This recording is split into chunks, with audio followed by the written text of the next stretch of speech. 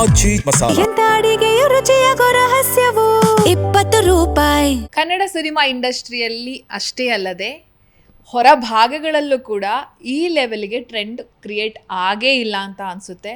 ಹಾಗಾದರೆ ಯಾವ ಟ್ರೆಂಡ್ ಅಂತ ನಾವು ಮಾತನಾಡ್ತಾ ಹೋಗೋದಾದರೆ, ಒಂದು ಸಿನಿಮಾವನ್ನು ರಿಲೀಸ್ ಮಾಡಬೇಕು ಅಂತ ಹೇಳಿ ಸಾಮಾಜಿಕ ಜಾಲತಾಣದಲ್ಲಿ ಇಷ್ಟರ ಮಟ್ಟಿಗೆ ವೈರಲ್ ಆದಂತಹ ಸಿನಿಮಾ ಅಂತಂದರೆ ಅದು ಶಾಂತಿ ಕ್ರಾಂತಿ ಅಂತಲೇ ಹೇಳ್ಬೋದು. ರವಿಚಂದ್ರನ್ ಸರ್ ಅವರ ಕನಸಿನ ಕೂಸು ಈ ಸಿನಿಮಾ. ಈ ಸಿನಿಮಾದ ಪ್ರತಿಯೊಂದು ಸಣ್ಣ ಸಣ್ಣ ತುಣುಕುಗಳಾಗಲಿ, ಹಾಡುಗಳಾಗಲಿ, ಅವರ ಪ್ರತಿಯೊಂದು ವಿಚಾರವೂ ಕೂಡ ಈಗ ಸಾಮಾಜಿಕ ಜಾಲತಾಣದಲ್ಲಿ ದೊಡ್ಡ ಮಟ್ಟದಲ್ಲಿ ಸದ್ದು ಮಾಡ್ತಾ ಇದೆ. ಸೊ ನನ್ನ ಜೊತೆ ಇವತ್ತು ರವಿ ಸರ್ ಅವರ ಅಭಿಮಾನಿಗಳಿದ್ದಾರೆ. ದಿಲ್ಸೆ ದಿಲೀಪ್ ಅವ್ರನ್ನ ಮಾತನಾಡಿಸ್ತಾ ಹೋಗ್ತೀನಿ. ಸರ್ ನಮಸ್ತೆ, ಹೇಗಿದ್ದೀರಾ? ನಮಸ್ತೆ ಮ್ಯಾಮ್, ಚೆನ್ನಾಗಿದ್ದೀವಿ. ತಾವು ಆರಾಮಿದ್ದೀರಾ? ನಾನು ಕೂಡ ಆರಾಮಾಗಿದ್ದೀನಿ ಸರ್. ಸೋಷಿಯಲ್ ಮೀಡಿಯಾದಲ್ಲಿ ಒಂದು ಟ್ರೆಂಡ್ ಕ್ರಿಯೇಟ್ ಮಾಡಿದೆ. ಈ ಸಿನಿಮಾ ಶಾಂತಿ ಕ್ರಾಂತಿ ಸಿನಿಮಾವನ್ನು ರಿಲೀಸ್ ಮಾಡಲೇಬೇಕು ಅಂಥೇಳಿ ಅಭಿಮಾನಿಗಳು ತುದಿಗಾಲಲ್ಲಿ ನಿಂತಿದ್ದಾರೆ. ನೀವು ಮಾಡಲಿಲ್ಲ ಅಂದರೆ ನಾವು ಮಾಡ್ತೀವಿ ಅಂಥೇಳಿ ಅಭಿಮಾನಿಗಳು ಹೇಳ್ತಾ ಇದ್ದಾರೆ ಸರ್. ಸೊ ನೀವು ಅವರ ಅಭಿಮಾನಿಯಾಗಿ ಅವ್ರ ಜೊತೆ ಇದ್ದು, ಆ್ಯಂಡ್ ಇನ್ನೊಂದು ನಿಮಗೆ ದಿಲ್ಸೆ ದಿಲೀಪ್ ಅಂತ ಹೆಸರಿಟ್ಟವರು ಹಂಸಲೇಖ, ಈ ಎಲ್ಲ ವಿಚಾರಗಳನ್ನು ಮಾತಾಡೋದಾದರೆ ಏನು ಹೇಳೋದಕ್ಕೆ ಇಷ್ಟಪಡ್ತೀರಿ ಸರ್ ಈಗ ಪ್ರೆಸೆಂಟ್ ಬೆಳವಣಿಗೆಯನ್ನು ನೋಡಿ? ಮೇಡಮ್, ಇದೇನೋ ಒಂಥರ ಹಬ್ಬದ ವಾತಾವರಣ ಮೂಡಿಬಿಟ್ಟಿದೆ. ಯಾಕಂದರೆ ತಾವು ನೋಡ್ತಾ ಇದ್ದೀರಾ, ಚಿತ್ರರಂಗದಲ್ಲಿ ಇವತ್ತು ತುಂಬ ಚಾಲೆಂಜಿಂಗ್ ಟೈಮ್ಸ್ ಇದೆ. ಎಂತೆಂಥ ಸಿನಿಮಾಗಳಿಗೆ ಕೂಡ ಪ್ರೇಕ್ಷಕ ಬರ್ತಾ ಇಲ್ಲ, ಥಿಯೇಟ್ರ್ಗಳು ಖಾಲಿ ಹೊಡಿತಾ ಇದೆ. ಈ ಥರದ್ದು ಒಂದಷ್ಟು ಟಫ್ ಟೈಮ್ಸ್ ಇದೆ. ಆದರೆ ಈ ಚಾಲೆಂಜು ಈ ಎಲ್ಲವುಗಳನ್ನು ಆ ಕಾಲದಲ್ಲೇ ನಮ್ಮ ಕ್ರೇಜಿ ಸ್ಟಾರ್, ಕನಸುಗಾರ, dream merchant, real showman, real pan India maker ನಮ್ಮ ರವಿಚಂದ್ರನ್ ಸರ್, ಬದುಕಿನ ಗುರುಗಳು, ಒಂದು ಪ್ರೇಮ ಗುರುಗಳು, ಪ್ರೀತಿಯ ಒಡೆಯ ಅಂತ ಕನಸುಗಾರ ರವಿಚಂದ್ರನ್ ಸರ್ ಅವರು ಈ ಚಾಲೆಂಜು ಇದನ್ನೆಲ್ಲದನ್ನು ಆ ಕಾಲದಲ್ಲೇ ಫೇಸ್ ಮಾಡಿಬಿಟ್ಟಿದ್ದಾರೆ. ಸೊ ನೋಡಿ, ನೀವು ಹೇಳ್ದಂಗೆ ಜನಗಳೇ ಶುರು ಮಾಡ್ಕೊಂಡಿದ್ದಾರೆ ಇದನ್ನು. ನಿರ್ಮಾಣ, ನಿರ್ದೇಶನ ಮತ್ತು ಬರವಣಿಗೆ ಇಷ್ಟು ಮಾಡಿರ್ತಕ್ಕಂಥ ರವಿಚಂದ್ರನ್ ಸರ್ ಎಲ್ಲೂ ಹೇಳಿಲ್ಲ ನಾನು ರಿಲೀಸ್ ಮಾಡಬೇಕು ಅಂತ. ಮ್ಯೂಸಿಕ್ ಮಾಡಿರ್ತಕ್ಕಂಥ ಹಂಸಲೇಖ ಸಾಹೇಬರು ಮತ್ತು ಇದನ್ನು ಅವರು ಕೂಡ ಎಲ್ಲೂ ಇದ್ರ ಬಗ್ಗೆ ಪ್ರಸ್ತಾಪ ಮಾಡಿಲ್ಲ. ಆಮೇಲೆ ಜೊತೆಯಲ್ಲಿ ಆವಾಗಿದ್ದಿದ್ದು ಬಾಲಾಜಿ ಸಾರು, ರವಿಚಂದ್ರನ್ ಸರ್ ಅವರ ಸಹೋದರರು ಬಾಲಾಜಿ ಸಾರು ಇದ್ರ ಬಗ್ಗೆ ಎಲ್ಲೂ ಮಾತಾಡಿಲ್ಲ. ಯಾರೇ ಆಗಿರ್ಬೋದು ಅದ್ರ ಬಗ್ಗೆ ಯಾರೂ ಅಂದರೆ officially from the team it has not come up. ಅಥವಾ ಅವರ ಪುತ್ರರು, ಈಗ ನಮ್ಮ ಈಶ್ವರಿ ಸಂಸ್ಥೆಯ ಮುಂದಿನ ಹೀರೋ ಕುಡಿಗಳು, ಅವರು ನಮ್ಮ ಮನೋರಂಜನ್ ಸಾರ್ ಆಗಿರ್ಬೋದು, ವಿಕ್ರಮ್ ಸಾರ್ ಆಗಿರ್ಬೋದು, ಅವರು ಕೂಡ ಈ ರಿಲೀಸ್ ಕಾನ್ಸೆಪ್ಟನ್ನ ಎಲ್ಲೂ ಹಾಕಿಲ್ಲ. ಅಂದರೆ 35 ವರ್ಷ ಆದಮೇಲೆ ಒಂದು ಅದ್ಭುತವಾದಂಥ ಕೆಲಸ ಮತ್ತೆ ಶಬ್ದ ಮಾಡುತ್ತೆ, ಮತ್ತೆ ಒಂದು ಪ್ರಾತಿನಿಧ್ಯ ಪಡೆಯುತ್ತೆ. ಸೊ ಮತ್ತೆ ಅದಕ್ಕೆ ಚಲನಶೀಲವಾಗುತ್ತೆ ಅಂತಂದರೆ ಏನೋ ಇದು ಅಭಿಮಾನದಿಂದ ಸ್ವಚ್ಛಂದವಾದಂತಹ ಅವತ್ತಿನ ಪ್ರಯತ್ನ ಇತ್ತಲ್ಲ ಮೇಡಮ್. ಏನು ಹುಡುಗಾಟನೇ ಮೇಡಮ್. ಎಂತೆಂಥ ದಿಗ್ಗಜ ಆ್ಯಕ್ಟ್ರುಗಳಿಗೆ ನಮ್ಗೆ ಗೊತ್ತಿರೋ ಪ್ರಕಾರ 1 ಕೋಟಿ ರೂಪಾಯಿ ಚೆಕ್ನ ಅಂಥ super star PAN world actor, ಇವಾಗ ಹೀರೋ ನಮ್ಮ ರಜನಿಕಾಂತ್ ಅವರು ಕೊಟ್ಟಿದ್ದು ನಮ್ಮ ರವಿಚಂದ್ರನ್ ಸರ್ ಅನ್ನೋಕ್ಕೆ ನಮ್ಗೆ ಹೆಮ್ಮೆ ಆಗುತ್ತೆ.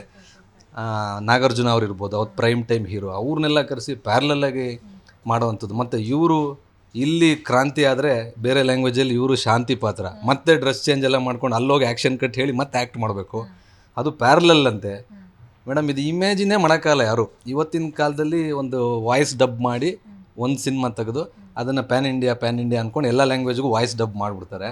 AI ಇದೆ, ಎಲ್ಲ ಟೆಕ್ನಾಲಜಿ ಇದೆ, CG ಇದೆ, ಕಂಪ್ಯೂಟರ್ಸ್ ಇದೆ ಮೇಡಮ್. ಕಂಪ್ಯೂಟ್ರೇ ಇಲ್ಲದ ಕಾಲದಲ್ಲಿ ಮುಖದ ಮೇಲೆ ಮುಖ ಬರೋದು, ಅದ್ರ ಮೇಲೆ ಜೂಹಿ ಚಾವ್ಲಾ ಬರೋದು, ಇದ್ರ ಮೇಲೆ ಇವ್ರು ಬರೋದು, ಅನುಪ್ರಭಾಕರ್ ಮೇಡಮ್ ಅವರು ಮತ್ತು ಸುನಿಲ್ ಸರ್ ಅವರೆಲ್ಲ ಚೈಲ್ಡ್ ಆರ್ಟಿಸ್ಟ್ ಆದಾಗ ಸುಮಾರು ಜನ, ಮಾಸ್ಟರ್ ಆನಂದ್ ಸಾರು, ಬುಲೆಟ್ ಪ್ರಕಾಶ್ ಸಾರು, ಸುಮಾರು ಜನಕ್ಕಿದು ಪ್ರಥಮ ಸಿನಿಮಾ ಆಗಿತ್ತಂತೆ ಅವಾಗ. ಸೊ ಅಂಥದ್ದೆಲ್ಲ ಇಟ್ಕೊಂಡು 3000 ಜನ ಮಕ್ಕಳು ಪ್ಯಾಲೇಸ್ ಗ್ರೌಂಡ್ನ ಅವ್ರ ಆಶ್ರಮ ಮಾಡಿಕೊಂಡು ಇಡೀ ಪ್ಯಾಲೇಸ್ ಗ್ರೌಂಡ್ನೇ ಬುಕ್ ಮಾಡಿಕೊಂಡು 2 ವರ್ಷ ಶೂಟಿಂಗ್ ಮಾಡಿರೋದು. ಹುಡುಗಾಟವೇ ಅಲ್ಲ ಇದು ಪ್ರಶ್ನೆ. ಇದು ಈ ಥರದೊಂದು ಸಾಹಸ, ದುಸ್ಸಾಹಸ, ಹರಸಾಹಸ, ಏನೇನೋ ಪದಗಳಿದೆಯಲ್ಲ ಮೇಡಮ್. ಈ ಪದಗಳ ಮೀರಿದ ಅತೀತವಾದಂತಹ ಪ್ರಯತ್ನಕ್ಕೆ ಜನಗಳು ಇವತ್ತು ಅದು ಬಯಸ್ತಾ ಇದ್ದಾರೆ. ಮತ್ತೆ ಬರಲಿ, ನಾವೆಲ್ಲ ನೋಡಬೇಕು, ಇದೊಂದು ನಾಸ್ಟಾಲಜಿಕ್ ಫೀಲ್ ಇದೆ. We want to celebrate, we want to cherish our memories, our childhood, what Ravichandran sir has given us, what Hamsalekha sir has given us. ಆ ಒಂದು ನಮಗೆ ಆ ಸೊಗಡು, ಆ ಮಣ್ಣಿನ ಸೊಗಡು, ನಮ್ಮತನ, ನಮ್ಮ ಬೇರು, ನಮ್ಮ ಸಿನಿಮಾಗಳು, ನಮ್ಮ ಬಾಲ್ಯವನ್ನು, ನಮ್ಮ ತಾರುಣ್ಯವನ್ನು ಸುಂದರಗೊಳಿಸಿದಂಥ ರವಿಚಂದ್ರನ್ ಸರ್, ಹಂಸಲೇಖ ಸರ್, ಈಶ್ವರಿ ಸಂಸ್ಥೆ, ವೀರಸ್ವಾಮಿ ಸರ್, ಇವರೆಲ್ಲ ಕೊಟ್ಟಂಥ ಕೊಡುಗೆಗಳನ್ನ ಗೌರವ ತಾನೇ ಸಿಗ್ತಾ ಇದೆ. ಇದು ಯಾರು ಬೇಡಿದ್ದಲ್ಲ, ಯಾರು ಬಯಸಿದ್ದು ಅಲ್ಲ. ಇದು ನೋಡಿ, ಇದು ಅದೇ ಬಯಸದೇ ಬಂದ ಭಾಗ್ಯ ಅಂತಾರಲ್ಲ, ಆ ಥರ ಅದಾಗದೇ ಬಂದಿದೆ ಮೇಡಮ್. ನೋಡಿ ನಮಗಂತೂ ಖುಷಿ ಆಗ್ತಾಯಿದೆ. ಈಗ ಎಷ್ಟೋ ಅಭಿಮಾನಿಗಳು ಹೇಳ್ತಾ ಇದ್ದಾರೆ ನಿಮ್ಮಂತೆ, ನಿಮಗಾಗಿಲ್ಲ ಅಂದರೆ ಹೇಳಿ ಸರ್, ನಾವು ರಿಲೀಸ್ ಮಾಡಿ ಸಂಭ್ರಮಿಸ್ತೀವಿ ಈ ಸಿನಿಮಾವನ್ನು ಅಂತ ಹೇಳಿ. ಬಟ್ ಇಲ್ಲಿವರೆಗೆ ರವಿ ಸರ್ ಕಡೆಯಿಂದ ಏನು ಕೂಡ ಉತ್ತರ ಬಂದಿಲ್ಲ. ಬಟ್ ಅವರು ಕೂಡ ಸಂಭ್ರಮಿಸ್ತಿದ್ದಾರೆ ಅಂತ ಅನಿಸುತ್ತೆ ನಮಗೆ ಈ ವಿಚಾರಗಳನ್ನು ಗಮನಿಸಿ. ಸೊ ಹೌದಾ ಸರ್, ನೀವು ರಿಲೀಸ್ ಮಾಡೋದಕ್ಕೆ ರೆಡಿ ಇದ್ದೀರಾ ಅಂತ ಹೇಳಿ? ನಾನು ಹಾರ್ಡ್ಲಿ ಹೇಳ್ತೀನಿ ಮೇಡಮ್, ಎಷ್ಟಾದರೂ ಖರ್ಚಾಗಲಿ ಅದರಲ್ಲಿ ನಮಗೆ ಮ್ಯಾಕ್ಸಿಮಮ್ ಏನಾಗುತ್ತೆ, ನಾನು ಕೂಡ ಭಾಗವಹಿಸೋಕ್ಕೆ ರೆಡಿ ಇದ್ದೀನಿ. ಪ್ರೊಡಕ್ಷನ್ ಮಾಡೋಣ, ಜೊತೆಲಿ ಮಾಡೋಣ. ರವಿ ಸರ್ಗೂ ಅದನ್ನೇ ಹೇಳ್ತೀವಿ, ಬಾಲಾಜಿ ಸರ್ಗೂ ಅದೇ ಹೇಳ್ತೀವಿ. ಯಾಕಂದರೆ ಅವಾಗ ಅವರಿಬ್ಬರೇ they have seen what has happened ಅವಾಗೆಲ್ಲ ಅಂತ. ಸೊ ಮಕ್ಳುಗಳಿನ್ನ ಚಿಕ್ಕವರಿದ್ದರು ಅವಾಗ. ಸೊ ಮಕ್ಳುಗಳಿಗೂ ಇವಾಗ ಇಂಟ್ರೆಸ್ಟ್ ಬಂದಿದೆ, ವಿಕ್ಕಿ ಸರ್ ಮತ್ತು ಮನೋರಂಜನ್ ಸರ್ಗೂ ಏನೋ ಮಾಡಬೇಕಿದ್ನ ಅಂತ. ಅಂದರೆ ಯಾರು ಪ್ಲ್ಯಾನ್ ಮಾಡಿಲ್ಲ ಮೇಡಮ್, ಇದು ಅದಾಗದೇ ಆಗ್ತಾಯಿದೆ ನೋಡಿ. ಇದು ಬಹುತೇಕ ನನ್ನ ಪ್ರಕಾರ ವರ್ಲ್ಡಲ್ಲೇ ಫಸ್ಟ್ ಟೈಮ್ ಅನಿಸುತ್ತೆ. 35 ವರ್ಷದ ಹಳೆ ಸಿನಿಮಾನ ಜನಗಳೇ ಎತ್ಕೊಂಡು ಬಂದು ಸೋಷಿಯಲ್ ಮೀಡಿಯಲ್ಲಿ ಹಾಕ್ಕೊಂಡು, ಈಗಿನ ಜೆನ್ಸಿ ಅಂತಂತೀವಲ್ಲ, ಅವರು ಏನು ಮಾಡಬೇಕು, ಯಾವ ಟೈಮ್ಗೆ ಇವಾಗ ಆರ್ಗ್ಯಾನಿಕ್ ಲೈಫ್ ಸ್ಟೈಲ್ ತೊಗೋಬೇಕು, ಫುಡ್ ಹಿಂಗೆ ಇಟ್ಕೋಬೇಕು, ಏನೆಲ್ಲ ಅವ್ರಿಗೆ ಗೊತ್ತಿದೆ ಅವರಿಗೆ. ಸೊ ಈ ಜೆನ್ಸಿಗಳೇ ಇದನ್ನು ಹುಟ್ಟಾಕಿ ರವಿಚಂದ್ರನ್ ಸರ್ನ ಸಂಭ್ರಮಿಸ್ಬೇಕು. ರವಿಚಂದ್ರನ್ ಸರ್ ಅಂತಂದರೆ ನಮ್ಮ ಹೆಮ್ಮೆ, is our proud asset for Kannada industry, for hole south India ಅನ್ನೋ ಥರದನ್ನು ಅವರೇ ಮಾಡ್ತಾಯಿದ್ದಾರೆ. ನೀವು ನಂಬ್ತೀರಾ ಬಿಡ್ತೀರಾ ಮೇಡಮ್? ಈಗ ರವಿ ಸರ್ಗೆ ಡೈರೆಕ್ಟಾಗಿ ಫೋನ್ ಮಾಡೋಕ್ಕಾಗಲ್ಲ, ನಾವೆಲ್ಲ ಹತ್ರದಲ್ಲಿ ಇದ್ದೀವಿ ಅಂತ ಅಂದ್ಕೊಂಡು ನಮ್ಗೆ ಫೋನ್ ಮಾಡ್ತಾರೆ. ಜಮಖಂಡಿಯಿಂದ ಒಬ್ಬರು ಡಾಕ್ಟ್ರು ಫೋನ್ ಮಾಡಿದರು, ರಾಜೇಂದ್ರ ಅವರು ಅಂತ. ನನ್ನ ಇಡೀ ಊರಲ್ಲಿರ್ತಕ್ಕಂಥ ಶಾಲಾ ಮಕ್ಕಳುಗಳು 1000 ಜನ ಇರಲಿ, ನಾನು ಟಿಕೆಟ್ ತೊಗೊತೀನಿ ಅಂತಾರೆ. ಆಮೇಲೆ ಇನ್ನೊಂದು ಕಡೆಯಿಂದ ಫೋನ್ ಮಾಡ್ತಾರೆ, ಎಲ್ಲ north Karnataka, all over Karnataka ಫೋನ್ಸ್ಗಳು ಮತ್ತು ಮೆಸೇಜಸಲ್ಲೂ ತಾವು ನೋಡಿರ್ತೀರ. ಎಷ್ಟೋ ಜನ ವೀಡಿಯೋ ಮಾಡಿ ಹಾಕ್ತಿದ್ದಾರೆ, ನಮ್ಮ ಶಾಲೆಗೆ ಮಕ್ಳಿಗೆ ನಾನು ಕೊಡ್ತೀನಿ ಟಿಕೆಟು, ನಾವು ಜೊತೆಲಿ ಬರ್ತೀವಿ ಅಂತ. ಇದೇನೋ ಒಂದು ಮ್ಯಾನ್ಯ ತಾನೇ ಉಟ್ಕೊಂಡ್ಬಿಟ್ಟಿದೆ. ಯಾಕೆ ಅಂದರೆ ರವಿಚಂದ್ರನ್ ಸರ್ ಅವ್ರನ್ನ ಪ್ರೀತಿ ಮಾಡೋರು ಮನೆಗೆ ಒಬ್ಬರು ಇಬ್ಬರು ಇದ್ದೇ ಇರ್ತಾರೆ ಮೇಡಮ್. ಯಾಕಂದರೆ ಅವ್ರು ಎಲ್ಲ ಹೀರೋಗಳಿಗೂ ಒಂಥರ ಪ್ರೀತಿ ಪಾತ್ರರು, ಎಲ್ಲ ನಟರುಗಳಿಗೂ ಅನ್ನ ಹಾಕಿದ ಸಂಸ್ಥೆ, ಸಾವಿರಾರು ಜನಕ್ಕೆ ಇಂಟ್ರೊಡ್ಯೂಸ್ ಮಾಡಿದ್ದಾರೆ ಅಂತ ಒಂದು ದೊಡ್ಡ ಸಂಸ್ಥೆಗೆ ಅವತ್ತು ನ್ಯಾಯ ಸಲ್ಲಿಲ್ಲ ಅವರಿಗೆ. ಸೊ ಭಗವಂತನೇ ಮೋಸ್ಟ್ಲಿ ಆ ದೈವ ಪ್ರೇರಣೆ ಏನಿದೆ. ಯಾಕಂದರೆ ಇವಾಗ ಅವರು ಐ ಆಮ್ ಗಾಡ್ ಅಂತ ಒಂದು ಸಿನಿಮಾ ಮಾಡ್ತಾಯಿದ್ದಾರೆ. ದೇವರು ಒಂದಷ್ಟು ಒಳ್ಳೆ ತತ್ವ ಸಿದ್ಧಾಂತಗಳನ್ನ ಹೊಸ ರೀತಿಲಿ ಹೇಳೋಕ್ಕೆ ಹೋಗ್ತಾ ಇದ್ದಾರೆ, ತುಂಬ ಕಮರ್ಷಿಯಲಾಗಿ ಹೇಳ್ತಾ ಇದ್ದಾರೆ. ಮೇ ಬಿ ಇವಾಗ ಅವ್ರಿಗೆ ಆ ದೇವರು ಐ ಆಮ್ ಗಾಡ್ ಚಿತ್ರೀಕರಣ ಮೂಲಕದಲ್ಲೇ ಆ ಗಾಡೇ ಅವರಿಗೆ ವಾಪಸ್ ಶಾಂತಿ ಕ್ರಾಂತಿಗೆ ಒಂದು ನ್ಯಾಯ ಸಲ್ಲಿಸ್ತಕ್ಕಂಥ ವಿಷಯ ನಡೀತಾ ಇದೆ. ನೀವು ಹೇಳಿದ ಸತ್ಯ ಮೇಡಮ್, ನಾವೇ ದುಡ್ಡು ಹಾಕ್ತೀವಿ, ನಾವೇ ರಿಲೀಸ್ ಮಾಡ್ತೀವಿ ಬನ್ನಿ ಅಂತ ಎಷ್ಟು ಯಾವ ಲೆಕ್ಕಕ್ಕೆ ಹೋಗಿದ್ದಾರೆ ಅಂದರೆ, ಮೋಸ್ಟ್ಲಿ ನೆಕ್ಸ್ಟ್ ವೀಕ್ ಏನಾದ್ರು ರಿಲೀಸ್ ಇದೆಯಾ ಅನ್ನೋ ಲೆಕ್ಕಕ್ಕೆ ಅವರೇ ಸಂಭ್ರಮಿಸ್ತಾ ಇದ್ದಾರೆ. ಸರ್, ನಿಮಗೆ ಎಷ್ಟು ಬ್ಲೆಸ್ಡ್ ಫೀಲ್ ಇದೆ? ನಿಮಗೆ ಅವರ ಹತ್ರದಲ್ಲಿ ನೋಡ್ಬೋದು, ಅವ್ರ ಹತ್ರ ಮಾತಾಡ್ಬೋದು, ನೀವು ಅವರ ಅಭಿಮಾನಿ ಬಳಗಗಳಲ್ಲಿ ಕಾಣಿಸ್ಕೊಂಡಿದ್ದೀರಾ, ಗುರುತಿಸ್ಕೊಂಡಿದ್ದೀರಾ. ಆ್ಯಂಡ್ ಹಂಸಲೇಖ ಅವರು ನಿಮ್ಗೆ ಯಾಕೆ ದಿಲ್ ಸೆ ದಿಲೀಪ್ ಅಂತ ಹೆಸರಿಟ್ರು ಅಂತ ಹೇಳಿ? ಇದು ಶಾಂತಿ ಕ್ರಾಂತಿಯಿಂದ ಒಂಚೂರು ನಮ್ಮ ಕಡೆಗೆ ಬಂತು. ಶಾರ್ಟಾಗಿ ಹೇಳ್ಬಿಡ್ತೀವಿ, ಯಾಕಂದರೆ ಶಾಂತಿ ಕ್ರಾಂತಿನೇ ಮ್ಯಾನ್ಯ. ನಾನು ದಿಲೀಪ್ ಗುರುಸ್ವಾಮಿ ಅಂತ, ಹೃದಯದಿಂದ ದಿಲೀಪ್ ಅಂತ ಕತೆ ಕವನ ಬರೀತಾ ಇದ್ದೆ. ನಾನು ಕೆನಡಾ MBA, ಲಂಡನ್ MSc. ಕೆನಡಾದಲ್ಲಿ ಗಾಳಿ ಕೆನಡ ಉಸಿರು ಕನ್ನಡ ಅಂತ ಒಂದು ಪುಸ್ತಕ ಬರೆದೆ. ಚೆನ್ನಾಗಿದೆ ಹಾಗೆ ಹೇಗೆ ಅಂತಂದ್ರೆ ಹೃದಯದಿಂದ ದಿಲೀಪ್ ಅಂತ ಬರೆದಿದ್ದೆ. ಹಂಸಲೇಖ ಸಾಹೇಬರು ನಮ್ಮ ಗುರುಗಳ ಹತ್ರ ಹೋದಾಗ ಹೇಳಿದೆ, ಇದು ನಿನ್ನ ಹತ್ರ ಮ್ಯಾಟ್ರ್ ಇದೆ ಕಣೋ, ಬಟ್ ಮೀಟ್ರ್ ಉದ್ದಾಗೋಯ್ತು, ಸ್ವಲ್ಪ ಚಿಕ್ಕದು ಮಾಡ್ಕೋ ಅಂತ.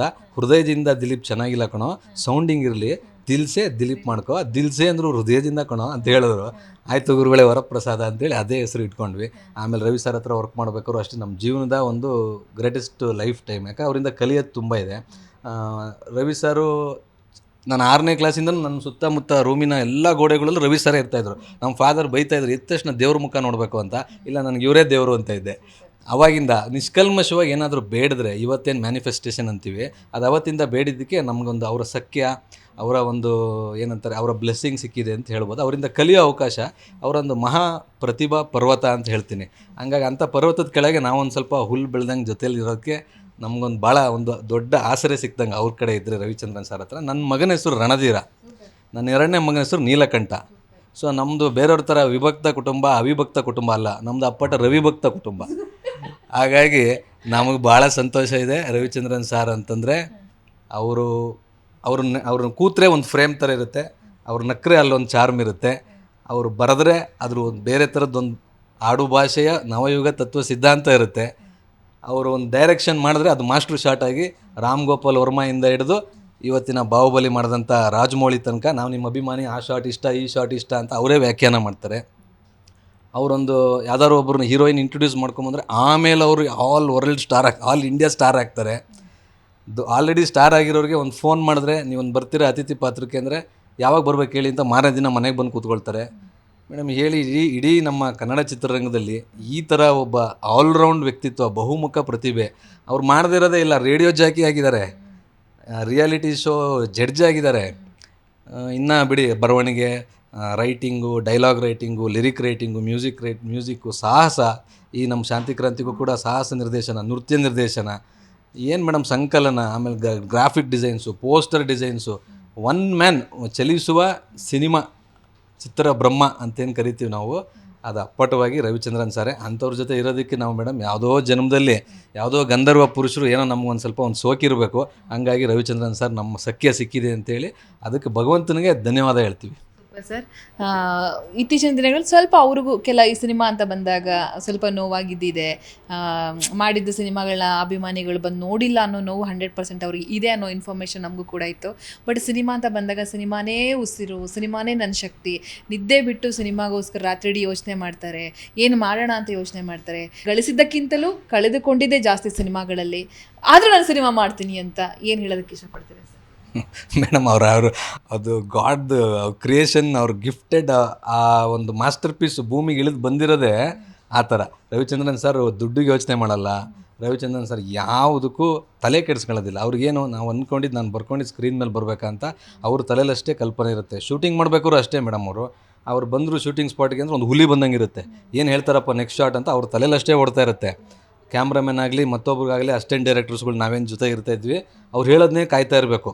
ಅವರು ಇಲ್ಲ ಇಲ್ಲಿಡು, ಇಲ್ಲಿ ಕ್ಯಾಮ್ರಾ ಹಿಂಗಿಡು ಅಂತಂದ್ರೆ ನಾವು ಒಂದು ಸ್ವಲ್ಪ ವಿಜುವಲೈಸ್ ಮಾಡೋಕ್ಕೆ ನಮಗೊಂದು 10 ನಿಮಿಷ ಹಿಡಿಯುತ್ತೆ. ಓ ಈ ಥರ ಶಾರ್ಟ್ ತೆಗಿತಾ ಇದ್ದಾರೆ ಅಂತ. ಅವ್ರದ್ದೊಂದು ಪರ್ಸೆಪ್ಷನ್, ಅವ್ರದ್ದೊಂದು ಐಡಿಯಾಸೇ ಡಿಫ್ರೆಂಟು.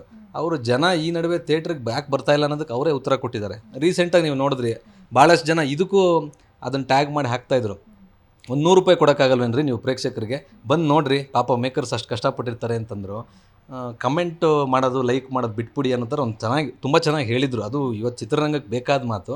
ಆ ಮಾತನ್ನ ಅವ್ರ ಸಿನಿಮಾಗೆ ಹೇಳಲಿಲ್ಲ. ನಾನೊಂದು ಸಿನಿಮಾ ಮಾಡಿದ್ದೀನಪ್ಪ ನನ್ನ ಸ್ವಾರ್ಥಕ್ಕೆ, ₹100 ಏನು ದೊಡ್ಡದಲ್ಲ ಬಂದುಬಿಡಿ ಅಂತಂದ್ರೆ. ₹100 ಬೆಲೆ ಅವ್ರಿಗೆ ಗೊತ್ತಿದೆ. ರವಿಚಂದ್ರನ್ ಸರ್ಗೆ ದುಡ್ಡಿನ ಬೆಲೆ ಚೆನ್ನಾಗಿ ಗೊತ್ತಿದೆ, ದುಡ್ಡಿಗೆ ಲೆಕ್ಕ ಹಾಕಲ್ಲ ಅನ್ನೋದು. ಅಂದರೆ ಯಾಕೆ ನನ್ನ ಪ್ರೇಕ್ಷಕರಿಗೆ, ನಮ್ಮ ಕನ್ನಡ ಆಡಿಯನ್ಸ್ನ ನಾನು ನಮ್ಮದು ಇರ್ತಕ್ಕಂಥ ಬಿಳಿ ಪರದೆನ ಬಂಗಾರದ ಪರದೆ ಮಾಡಬೇಕು ಅಂತ ಓಡಾಡಿದವ್ರು ಅವರು. ಅವ್ರಿಗೆ ದುಡ್ಡಿನ ಬೆಲೆ ಗೊತ್ತಿದೆ, ದುಡ್ಡಿನ ಬೆಲೆ ಗೊತ್ತಿಲ್ಲ ಅಂತಲ್ಲ. ₹100 ಕೊಡಲ್ವಾ ಅಂತಂದಿದ್ದು ಯಾಕೆ ಅಂದರೆ, ಅವತ್ತು ನೀನಾಸಂ ಸತೀಶ್ ಅವ್ರದ್ದು ಒಂದು ಕನಸಿನ ಪ್ರಾಜೆಕ್ಟ್ ಪ್ಯಾನ್ ಇಂಡಿಯಾ ಸಿನಿಮಾ ಥರದ್ದು ಎಲ್ಲ ಲ್ಯಾಂಗ್ವೇಜ್ದು ಸಿನಿಮಾದ್ದು ಕಾರ್ಯಕ್ರಮಕ್ಕೆ ಬಂದಿದ್ದರು.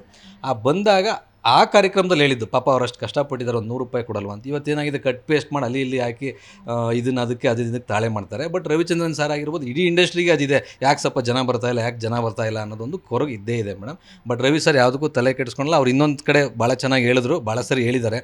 ಒಳ್ಳೆ ಸಿನಿಮಾ ಬಂದರೆ ಖಂಡಿತವಾಗ್ಲೂ ಕೂಡ ಆ ಸಿನಿಮಾನ ಪ್ರೇಕ್ಷಕ ತಲೆ ಮೇಲೆ ಎತ್ಕೊಂಡು ಮೆರೆಸ್ತಾರೆ. ಅದಕ್ಕೆ ಸೂಫ್ರಮ್ ಸೋನೆ ಸಾಕ್ಷಿ ಅಂತ ಅವ್ರು ಸುಮಾರು ಸರಿ ಹೇಳಿದ್ದಾರೆ. ಫೈನಲಿ ಶಾಂತಿ ಕ್ರಾಂತಿ ಟ್ರೆಂಡಿಂಗು, ಶಾಂತಿ ಕ್ರಾಂತಿ ರಿಲೀಸ್ ಆಗುತ್ತಾ, ರಿಲೀಸ್ ಆಗುತ್ತಾ, ಮತ್ತೆ ಪರದೆ ಮೇಲೆ ಬರುತ್ತಾ ಅನ್ನೋ ಪ್ರಶ್ನೆಗೆ ರವಿ ಸರ್ ಅವರ ಅಪ್ಪಟ ಅಭಿಮಾನಿ ದಿಲೀಪ್ ಅವರು ಏನು ಹೇಳ್ತಾರೆ ಕೊನೆಯದಾಗಿ?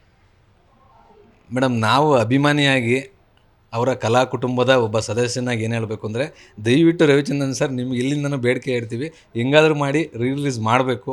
ಬಾಲಾಜಿ ಸರ್ ಹೇಗಾದರೂ ಮಾಡಿ ಆ ನೆಗೆಟಿವ್ಸು, ಆ ರೀಲ್ಸ್ ಏನೇನಿದೆ, ಯಾಕಂದರೆ ನೀವು ನಾಗರಾವು ಸಿನಿಮಾನ ಬಾಲಾಜಿ ಅವರು ಇದನ್ನು ಮಾಡಿದರು, ಚೆನ್ನಾಗಿ ರೀಕ್ರಿಯೇಟ್ ಮಾಡಿ ಅದನ್ನೆಲ್ಲ ಮತ್ತೆ ತೆರೆಗೆ ತಂದು ಸಂಭ್ರಮಿಸಿದರು. ಸೊ ಈ ಇಬ್ಬರು ಅಣ್ಣ ತಮ್ಮ, ನಮ್ಮ ದಿಗ್ಗಜ ಒಂದು ಕಲಾ ಕುಟುಂಬ, ಈಶ್ವರಿ ಸಂಸ್ಥೆಯ ವೀರಸ್ವಾಮಿಯವರ ಒಂದು ಕನಸಿನ ಕೂಸು ರವಿಚಂದ್ರನ್ ಸರ್ ಅವರ ಪ್ರಪ್ರಥಮ real parallelly short all languages master class epic cinema Shanti ಕ್ರಾಂತಿನ ಎಲ್ಲ ಜನ ಬಯಸ್ತಾ ಇದ್ದಾರಲ್ಲ ಮೇಡಮ್. ರವಿ ಸರ್ಗೆ ಜನರ ನಾಡಿ ಮಿಡಿತ ಚೆನ್ನಾಗಿ ಗೊತ್ತು ಆ ಕಾಲದಿಂದ. ಅವ್ರಿಗೆ ಏನು ಬೇಕು, 2 ಕಮರ್ಷಿಯಲ್ ಸಾಂಗು ಇದಿರ್ಬೋದು, ಇನ್ನೊಂದಿರ್ಬೋದು, ಏನು ಬೇಕು ಅನ್ನೋದನ್ನ ಹೊಡೆಯೋದ್ರಲ್ಲಿ ಹೇಳ್ಬಿಟ್ಟು ಹಿಟ್ ಕೊಡ್ತಿದ್ದಂಥ ಒಂದು ಗಂಡೆದೆ ಅಂತಂದರೆ ನಮ್ಮ ರವಿಚಂದ್ರನ್ ಸರೇ. ಸೊ ಈಗ ಅವ್ರಿಗೆ ಗೊತ್ತಾಗಿದೆ, ಅಷ್ಟು ಜನ ಟ್ಯಾಗ್ ಮಾಡ್ತಾ ಇದ್ದಾರೆ. ಎವ್ರಿಡೇ ಇನ್ಸ್ಟಾಗ್ರಾಮ್ ತೆಗೆದ್ರೆ ಸಾಕು ಮೇಡಮ್, ಗ್ರಾಮದಿಂದ ಹಿಡಿದು ಇನ್ಸ್ಟಾಗ್ರಾಮದವರೆಗೂ ಇದೇ ಮಾತು, ಶಾಂತಿ ಕ್ರಾಂತಿ, ಶಾಂತಿ ಕ್ರಾಂತಿ, ಶಾಂತಿ ಕ್ರಾಂತಿ. ಅಜ್ಜಿಯಿಂದ ಹಿಡಿದು ಜಂಜಿವರೆಗೂ ಇದೇ ಮಾತು, ಶಾಂತಿ ಕ್ರಾಂತಿ, ಶಾಂತಿ ಕ್ರಾಂತಿ. ಹಿಂಗಾಗಿದೆ. ಹಾಗಾಗಿ ಖಂಡಿತವಾಗ್ಲೂ ರವಿಚಂದ್ರನ್ ಸರ್ ಇದ್ರ ಬಗ್ಗೆ ಅವ್ರ ಮೈಂಡಿಗೆ ಬಂದಿದೆ ಇನ್ನೇನು ಮಾಡೋದು ಅಂತ. ಪ್ರಾಕ್ಟಿಕಲ್ ಇಶ್ಯೂಸ್ ಇದ್ದೇ ಇರುತ್ತಲ್ಲ ಮೇಡಮ್, ರೀಲ್, ಯಾಕಂದರೆ ಅದನ್ನು ಹಾಗೆ ಬಿಡುವಂಥದ್ದಲ್ಲ. ರವಿಚಂದ್ರನ್ ಸರ್ ಎಲ್ಲಿವರೆಗೂ ಯೋಚನೆ ಮಾಡ್ತಾರೆ ಅಂದರೆ, ಪ್ರೇಕ್ಷಕರು ಬಂದು ಕೂತ್ಕೊಂಡ್ಮೇಲೆ ಕಾಫಿ ಯಾವ ಕಡೆಯಿಂದ ಬರಬೇಕು, ಯಾವ ಲೋಟದ ಕಲರಲ್ಲಿ ಬರಬೇಕು, ಅವ್ರಿಗೆ ಏನು ಸ್ನ್ಯಾಕ್ಸ್ ಕೊಡಬೇಕು, 35 ವರ್ಷದ ಸಿನಿಮಾ ಹೇಗೆ ಮಾಡಬೇಕು ಅನ್ನೋದನ್ನು ಅಲ್ಲಿಂದ ಈಗಿನ ನಮ್ಮ ಈಶ್ವರಿ ಸಂಸ್ಥೆಯ ಹುಲಿಗಳು ನಮ್ಮ ವಿಕ್ರಮ್ ಸಾರು ಮತ್ತು ಮನೋರಂಜನ್ ಸಾರು, ಇನ್ಕ್ಲೂಡಿಂಗ್ ನಮ್ಮ ಬಾಲಾಜಿ ಸಾರು, ರವಿಚಂದ್ರನ್ ಸರ್, ಇವರೆಲ್ಲ ಕೂತ್ಕೊಂಡು ಏನು ಡಿಸೈಡ್ ಮಾಡ್ತಾರೆ ಅನ್ನೋದನ್ನು ನಾವು ಕಾತುರದಿಂದ ಕಾಯ್ತಾ ಇದ್ದೀವಿ. ಭಗವಂತನಲ್ಲೂ ಬೇಡಿಕೆ, ನಿಮ್ಮೆಲ್ಲ ಶುಭಾರೈಕೆ ಇರಲಿ, ಈ ಸಿನಿಮಾ ಬೇಗ ಆಗಲಿ, ಎಲ್ಲ ನೆಗೆಟಿವ್ಸ್ಗಳು ಸಿಕ್ಕಿ ಅದೇನು ಪ್ರೊಸೆಸಿಂಗ್ ಇದೆ ಅದಾಗಿ, ಮತ್ತು ಮ್ಯೂಸಿಕ್ ರೀಕ್ರಿಯೇಷನ್, ಯಾಕೆ ಇವತ್ತು 7.1 ಇದೆ, ಅಟ್ಮಾಸ್ ಇದೆ. ಸೊ ಇವತ್ತಿನ ಟೆಕ್ನಾಲಜಿಗೆಲ್ಲ ಕೊಡಬೇಕು. ಯಾಕೆ ಹಳೇದು ಕೊಟ್ಟರೆ ಈಗಿನ ಜೆನ್ಸಿ ಹುಡುಗರು, ಯಾಕಂದರೆ ಈಗ ಅವರು ತುಂಬ ಅಪ್ಡೇಟ್ ಆಗಿಬಿಟ್ಟಿದ್ದಾರೆ. ಆ ಒಂದು ಲೇಟೆಸ್ಟ್ ಅವತರಣಿಕೆ ಫ್ರೆಶ್ ಫೀಲಲ್ಲಿ 7.1 ಅಟ್ಮೋಸ್ 4K ಇದರಲ್ಲೆಲ್ಲ ಬೇಗ ಬರಲಿ ಅಂತ ನಾವಂತೂ ಭಗವಂತನಲ್ಲಿ ಪ್ರಾರ್ಥನೆ ಮಾಡಿ ನಿಮ್ಮ ಜೀ ಕನ್ನಡ ನ್ಯೂಸ್ ಕಡೆಯಿಂದ ಶುಭಾರೈಕೆಗಳು ಇರಲಿ ಸದಾಕಾಲ. ಆಮೇಲೆ ನಿಮಗೂ ಥ್ಯಾಂಕ್ ಯು, ಇದೊಂದು ಅಭಿಯಾನ ಮಾಡ್ತಾಯಿದ್ದೀರಾ ಅಂತ ಕೇಳ್ಪಟ್ವಿ. ನಿಮಗೆ special thank you. Ravichandran sir ಮೇಲೆ, ಈಶ್ವರಿ ಸಂಸ್ಥೆ ಮೇಲೆ ನೀವು ಇಷ್ಟು ಪ್ರೀತಿ ಇಟ್ಕೊಂಡಿದ್ದೀರಾ ಅಂದಾಗ ನಮ್ಗೆ ತುಂಬ ಖುಷಿಯಾಗುತ್ತೆ. ಅಭಿಮಾನಿಗಳಾಗಿ ಮೇಡಮ್ ಚಿಕ್ಕ ವಯಸ್ಸಿಂದನೂ ಇವ್ರ ಬಗ್ಗೆ ಹೇಳೋದು, ಇವ್ರ ಬಗ್ಗೆ ನಾವು ಡಿಫೆಂಡ್ ಮಾಡೋದು, ಇವ್ರ ಬಗ್ಗೆ ಎಲ್ಲ ಕಡೆ ನಾವು ಈ ಥರ ವಿಷಯ ಆ ಥರ ವಿಷಯ ಅಂತ ಹೇಳಿ ಸಾಕಾಗ್ತಿತ್ತು. ಈ ಕಳೆದ 1 ತಿಂಗಳಿಂದ ಮೇಡಮ್ ನಮಗೆಲ್ಲ ರೆಸ್ಟು. ಯಾಕಂದರೆ ಇಡೀ ಕರ್ನಾಟಕ ಮಾತಾಡ್ತಿದೆ, ನಾವು ಹೇಳೋದಕ್ಕಿಂತ ಜಾಸ್ತಿ ಡೀಟೇಲ್ ನಮಗೆ ಹೇಳ್ತವ್ರೆ. ಹಂಗಾಗಿ ಸಂತೋಷದ ವಾತಾವರಣ. ನಿಮ್ಗೆ ವಿಶೇಷ ಅಭಿನಂದನೆ ಮೇಡಮ್. ಎಸ್ ವೀಕ್ಷಕರೇ, ಅದ್ಭುತವಾಗಿ ಮಾತಾಡಿದ್ರು. ಗ್ರಾಮದಿಂದ ಹಿಡಿದು ಇನ್ಸ್ಟಾಗ್ರಾಮ್ವರೆಗೂ ಕೂಡ ಈಗ ಒಂದೇ ಕೇಳಿ ಬರ್ತಾ ಇರೋದು ಶಾಂತಿ ಕ್ರಾಂತಿ ಸಿನಿಮಾ ರಿಲೀಸ್ ಆಗಬೇಕು ಅಂತ ಹೇಳಿ. ಅಜ್ಜಿಯರಿಂದ ಜೆನ್ಜಿಯರವರೆಗೂ ಕೂಡ ಶಾಂತಿ ಕ್ರಾಂತಿ ರಿಲೀಸ್ ಆಗಬೇಕು, ರಿಲೀಸ್ ಆಗಬೇಕು, ನಾವು ನೋಡಬೇಕು ಅಂತ ಹೇಳಿ. ನೋಡೋಣ ರಿಲೀಸ್ ಮಾಡ್ತಾರಾ ರವಿ ಮಾಮ ಅನ್ನೋದನ್ನು. ಕ್ಯಾಮ್ರಾ ಪರ್ಸನ್ ಗುಡಿಗೇರಿ ಜೊತೆ ಯಶೋಧ ಪೂಜಾರಿ, ಬೆಂಗಳೂರು.